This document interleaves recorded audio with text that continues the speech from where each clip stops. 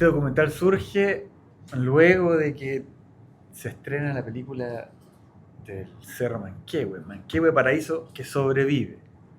Es el año 2022 y yo creo que el primer año que Santiago deja la condición de déficit de precipitaciones y, a mí de manera personal el desierto florido me atrae mucho por todo lo fotogénico, por el espectáculo que significa. Entonces ahí, con, siguiendo la posibilidad del estreno de la película del Manquehue, presentamos el proyecto para que se haga una película sobre el desierto florido. Y ahí lo vamos a dejar suspendido, porque aquí el protagonista es el desierto de Atacama.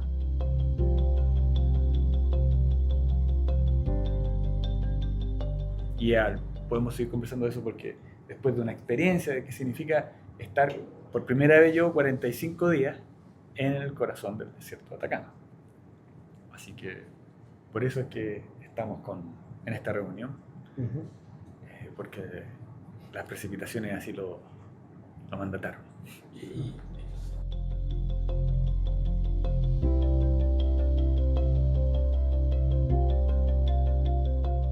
Bueno, el desierto florido, ¿cierto? Es un fenómeno que se da cada 2 o 3 veces por década como mucho. Incluso han habido algunas décadas donde se ha dado de manera muy pobre, y es porque, claro, estamos viviendo en un contexto donde el cambio climático en Chile central, especialmente en la zona norte chico, no está generando un serio problema de sequía. Entonces esa sequía va a ser cada vez más frecuente y por lo tanto el desierto florido posiblemente también podría ser cada vez menos frecuente. Entonces yo creo que cada minuto que uno tiene para apreciarlo son preciosos, ¿cierto? Son extremadamente valiosos y son un brote de diversidad y productividad en el desierto más árido del mundo, y que yo creo que tiene poca comparación en el resto del mundo por el contraste que se genera, ¿cierto? Nosotros todos como ecólogos vivimos como en este paradigma de los pulsos de productividad de los desiertos, ¿cierto? Los desiertos generalmente son un ambiente extremadamente poco productivo, pero que cuando tienen agua, ¿cierto?, se genera esta floración gigantesca.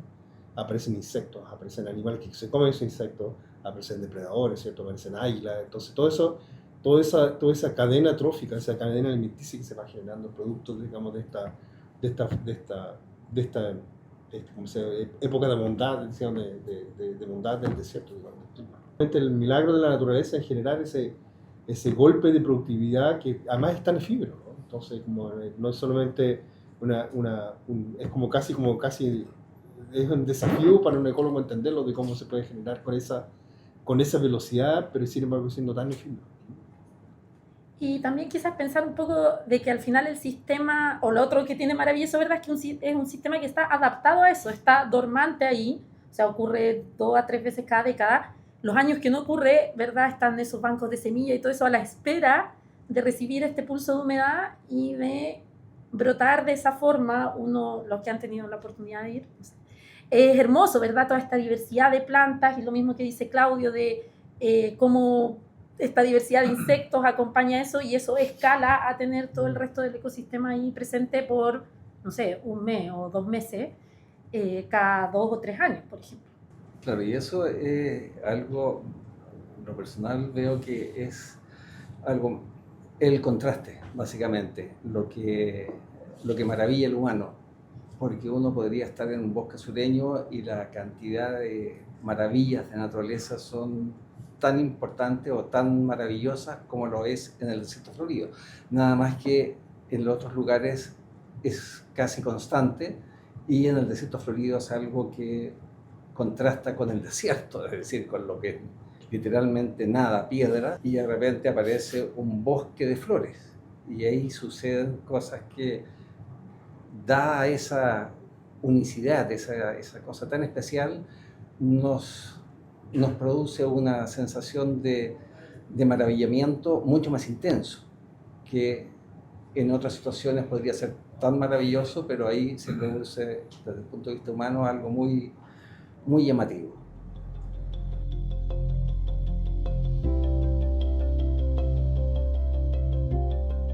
Hay de toda la estrategia que te puedes imaginar. La naturaleza es infinitamente creativa a la hora de proponer soluciones, y que obviamente van siendo algunas, es generalmente como producto de una evolución de millones de años, que ha surgido, ya ha generado sistemas que uno lo ve como tan perfecto, ¿no? Pero que hay, claro, hay especies que son las más longevas, ¿cierto? Zorros o águilas, que migran, obviamente, y van siguiendo los pulsos de productividad que van generando en el desierto.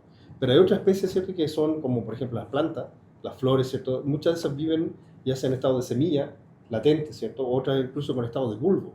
Entonces, esas bastan un poquito de agua nomás y ¡pum! Y florecen, ¿cierto? Y generan, se reproducen rápidamente y luego mueren. Entonces, pero en general toda esa productividad es la que mantiene toda la cadena alimenticia de ahí por arriba. Y naturalmente tiene que haber una sincronicidad en esta explosión porque florece el bulbo, florece, o sea, se desarrolla el bulbo, da la flor, pero si no está el insecto o el correspondiente para producir la polinización, ahí queda nomás. Entonces hay toda una sincronía en base a los distintos actores, tanto vegetales como animales, para que se produzca este fenómeno que se mantenga en el tiempo, para que haya nueva reposición de semillas y se produzca y esperen nuevamente hasta una próxima lluvia. Quiero aprovechar aquí de contar esto, que es tan breve el lapso de la floración y que por primera vez en el año 2022 lo pudimos presenciar desde los primeros días de octubre hasta el 15 de noviembre. Nosotros trabajando en los registros veíamos cómo durante la semana estábamos prácticamente solos grabando, pero los fines de semana llegaban las personas a disfrutar de este. Pero daba la sensación de que lo importante era hacerse una foto y volver lo más rápido posible al lugar donde el ser humano de ciudad convive. Entonces, a partir de esa experiencia, el desierto florido, yo de manera personal lo comienzo a ver como, claro, a sentir como muy una expresión muy efímera, que va a desaparecer muy rápido. Pero el desierto de Atacama, con todas esas condiciones, iba a estar ahí. El aguilucho, el zorro, sin esta explosión de insectos, aún va a necesitar persistir. Por eso existe esta como cambio donde la floración, si bien ahora nuevamente 3 años después es protagonista, pero ¿qué pasó entre noviembre de 2022 y septiembre de 2025? ¿Se fueron todos los cohabitantes? Esa es por un poco la pregunta que en la película se trata de presentar. El desierto de Atacama, con agua o sin agua, está ahí. Y que quizás después en un momento más vamos a ver que las condiciones de humedad hace 10.000 años eran más o menos un poco distintas o considerablemente distintas.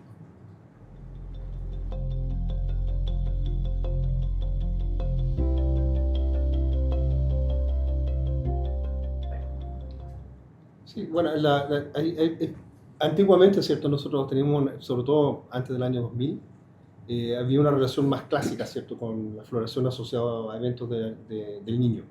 Entonces, cuando tenías un año el niño fuerte, eso generaba mayores precipitaciones en toda la zona central, en la zona norte chico, y por lo tanto, cuando uno tenía un año el niño fuerte, uno podía predecir que probablemente iba a haber 200 floridos. Pero a medida que el clima ha estado cambiando, ¿cierto?, también esa relación con el niño se ha ido descomponiendo, lo que ha hecho mucho más difícil predecir exactamente cuándo van a ocurrir eventos de desierto florido. Entonces, por eso podemos tener un año en el año 2022, otro en el 2025, ¿cierto? No sabemos a futuro cómo se va a comportar tampoco, porque también la relación con el niño, a medida que el planeta se calienta, también se está descomponiendo completamente. Entonces, hoy día tenemos año niño y sin embargo en Chile Central no llueve. Hoy día a veces tenemos año la niña y en Chile Central llueve. Entonces, como se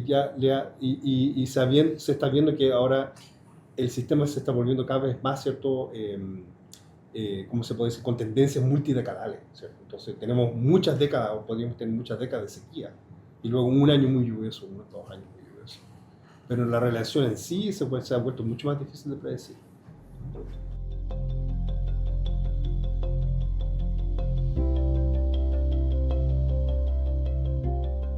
Es vital, es decir, porque en realidad ver una explanada de kilómetros de flores, uno dice, bueno, caminemos entre medio, si contar ahí una explanada gigante. Y por último, el sentido no común, pero sí más en general que la gente percibe, es de que, bueno, si pisamos una planta o dos plantas, ¿qué importa? Y importa. Y lo que es lo otro, que es más invisible, especialmente en estos tiempos, con las mascotas, es de qué importa que mi perro transite por las plantas, persiga alguna lagartija y defeque. Ahí está el problema. Porque se transmiten enfermedades que no están en el lugar donde se desarrolla esto, y eso puede producir un efecto que es bastante más que importante. Entonces, dar esa dimensionalidad de importancia de no salirse de los caminos, aunque parezca algo infinito, bueno, la experiencia la tenemos los humanos hace rato, de que no sé qué hay de sobre, esto dura para siempre, y de repente, se acabó. Y más especialmente, digo yo, con respecto a las mascotas. Eso es un tema de mucho cuidado. Yo quisiera agregar algo que también tiene que ver con, a veces, como la percepción errónea que existe de cómo se forma el desierto florido y por qué hay que cuidarlo, ¿cierto? Porque han habido propuestas de que por qué no podríamos tener un desierto florido todos los años si regamos un poco del desierto. Y el problema con eso, ¿cierto?, es que el desierto florido es un fenómeno único que está adaptado, ¿cierto?, a esta intermitencia. Entonces, si tú, por ejemplo, riegas una parte del desierto cada vez al año, no vas a tener desierto florido. Eventualmente, claro, te puede resultar el primer año, pero ya el segundo año al regar, ¿cierto?, empiezan a aparecer malezas, ¿cierto?, introducidas y cosas así, y eventualmente vas a transformarlo en un matorral de Chile central, básicamente, lleno de avena fatua y otras plantas, o de dales de oro. Entonces va a ser completamente transformado en el espacio, digamos, de lo que era originalmente. ¿Por qué? Porque esas plantas van a competir mejor que otras plantas por el agua, porque estas plantas realmente están muy bien adaptadas a esta intermitencia, ¿cierto?, del agua, pero si hay agua todos los años, van a entrar competidores que son mejores.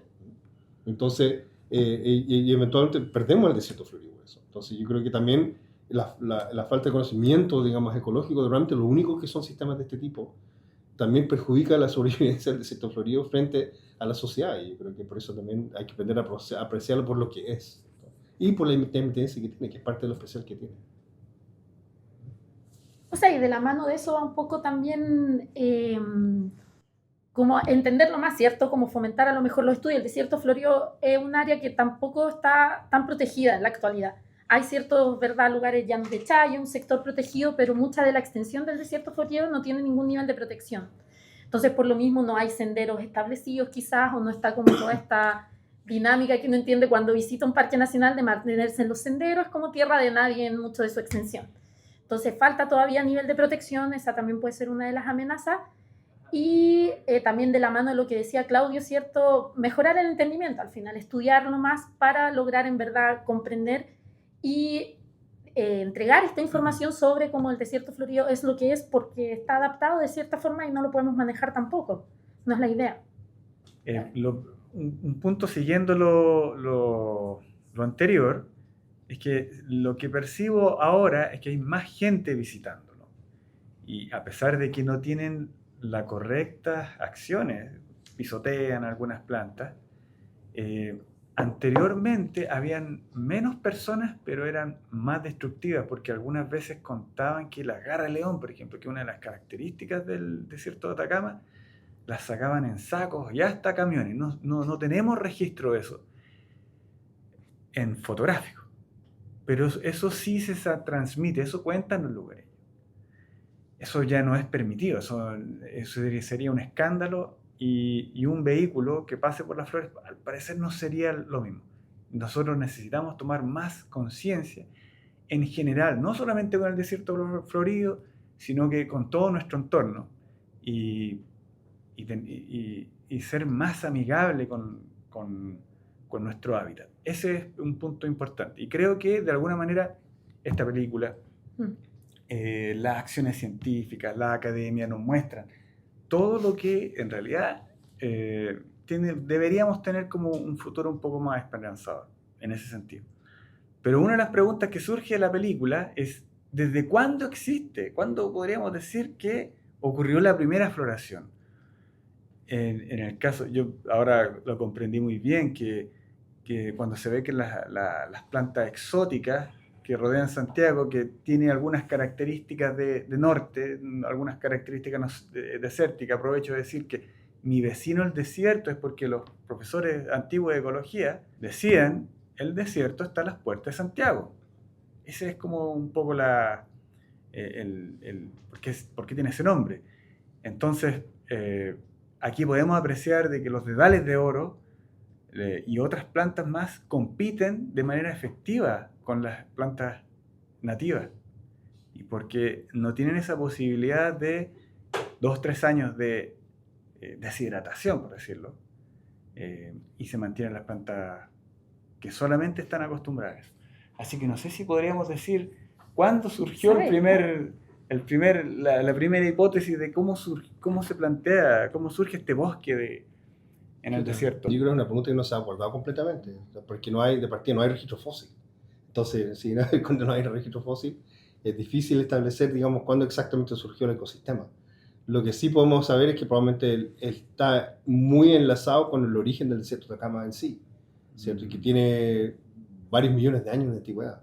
Entonces, hay hipótesis, ¿cierto?, que van desde 15 millones de años hasta 2 millones de años, ¿cierto? Hay todo un rango de ideas que van con pulsos de hiperaridez interruptivos por periodos más húmedos, quizás hace 5 millones de años, ¿cierto? Entonces, yo creo que ahí hay todo un tema que se está discutiendo actualmente en la academia, ¿cierto? Tratando de entender el origen del desierto de Atacama, los factores que dan origen al desierto de Atacama, ciertamente, tienen millones de años de antigüedad. Entonces, ahí yo creo que no hay mucha duda de que probablemente sí, efectivamente, esté acoplado, ¿cierto?, con la aparición de ese tipo de ecosistemas floridos. Ahora, yo también quisiera destacar que el desierto florido del norte chico, o sea, el clásico desierto florido entre Copiapó, Vallenar, ¿cierto?, La Serena, no es el único desierto florido que tiene el Atacama, ¿cierto? Entonces, el Atacama tiene muchos otros desiertos floridos que son menos conocidos.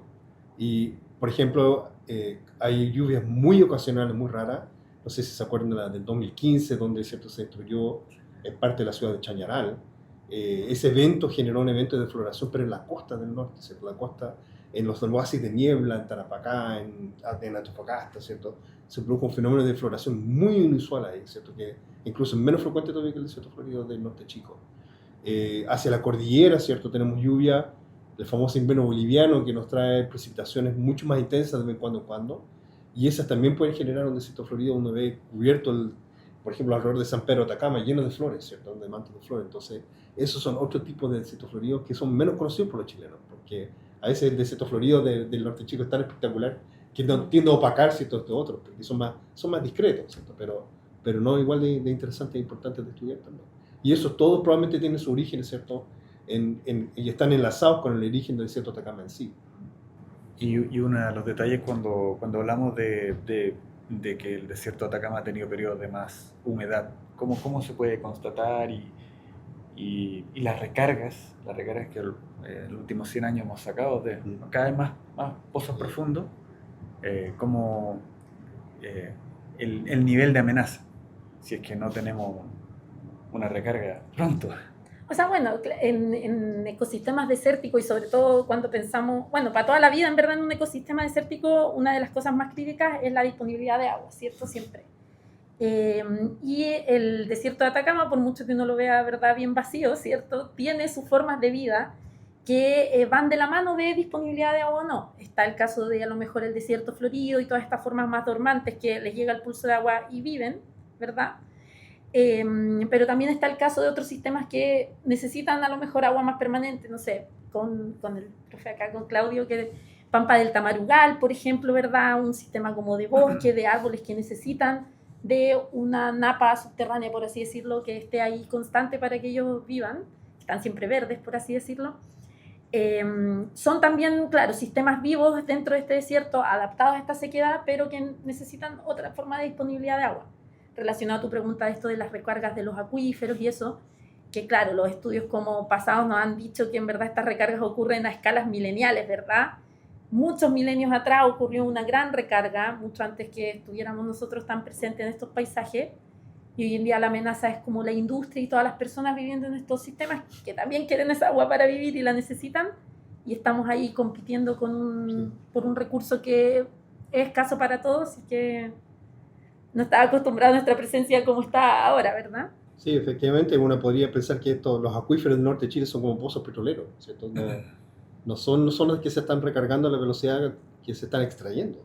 Entonces, eventualmente es un recurso que se agota. Entonces, si no encontramos nuevas formas de convivir con el desierto, estamos fritos. Entonces, hay una cosa como bien importante ahí que hay que resaltarse. Entonces, al igual que las flores del desierto de Atacama, del norte chico, vamos a ser igual de efímeros. Entonces, yo creo que hay una reflexión que hay que hacer ahí y que no vivimos una burbuja, ¿cierto? Los humanos, uno puede estar rodeado en una ciudad, ¿cierto? Y pensar que estamos aislados de la naturaleza, pero en realidad somos parte de ella y hay un ejemplo muy dramático efectivamente de cómo las lluvias del desierto están asociadas con la recarga de Napa, pero que tiene fluctuaciones importantes a la escala del milenio, como decía Nati, y que efectivamente eso nos ha traído consecuencias de entender cómo se han formado los recursos del acuífero del norte de Chile y a su vez que su explotación no es sostenible en el tiempo. Y al final, como una de las lecciones que nos entregan los desiertos, yo creo, es como qué puede pasar cuando un recurso como tan escaso y esencial como el agua lo es para la vida, está o no está. El mismo desierto florido, los años en que no está, no hay nada.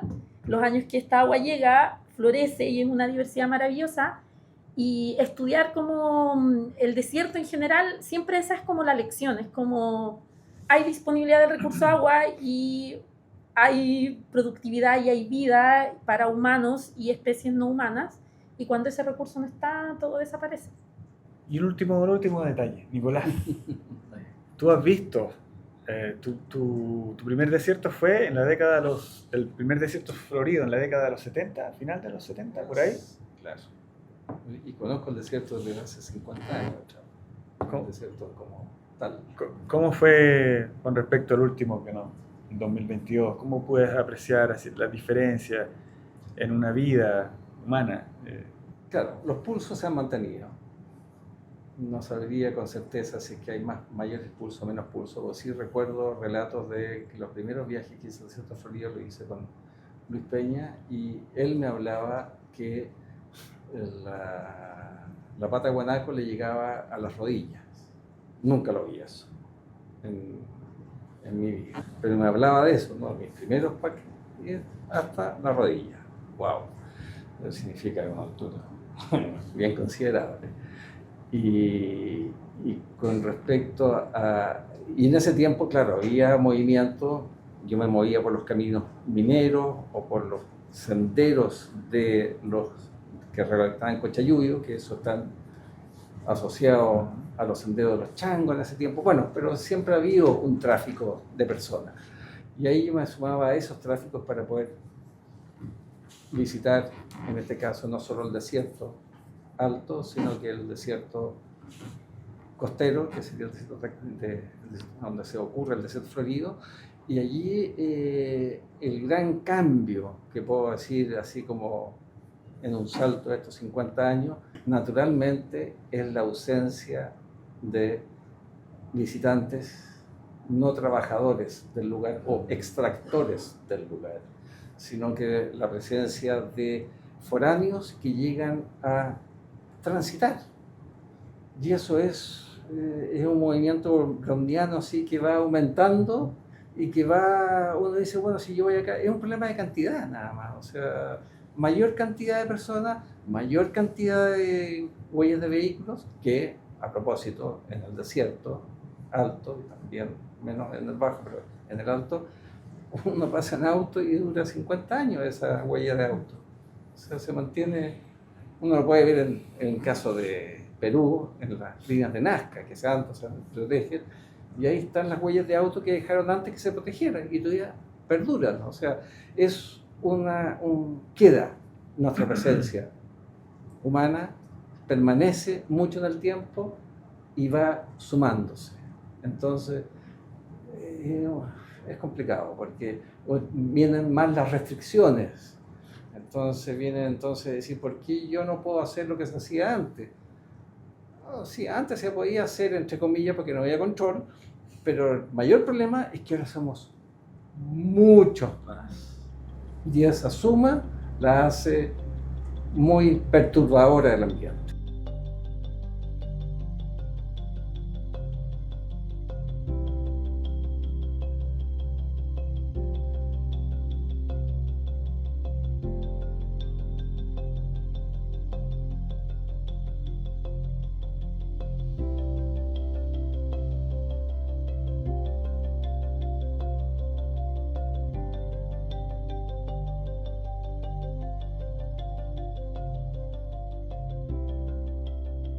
estamos a punto de estrenar Mi vecino el desierto, película documental sobre el desierto de Atacama y de manera particular la floración del año 2022, y este estreno coincide con otra floración en el año 2025. Gracias a GTD, a Patrimonio Cultural de Chile, y ahora este 10 de noviembre se realizará el estreno en pantalla grande en la Universidad de los Andes con un conversatorio previo, así que están todos y todas invitados a disfrutar de Mi vecino el desierto este 10 de noviembre, 17:30 horas.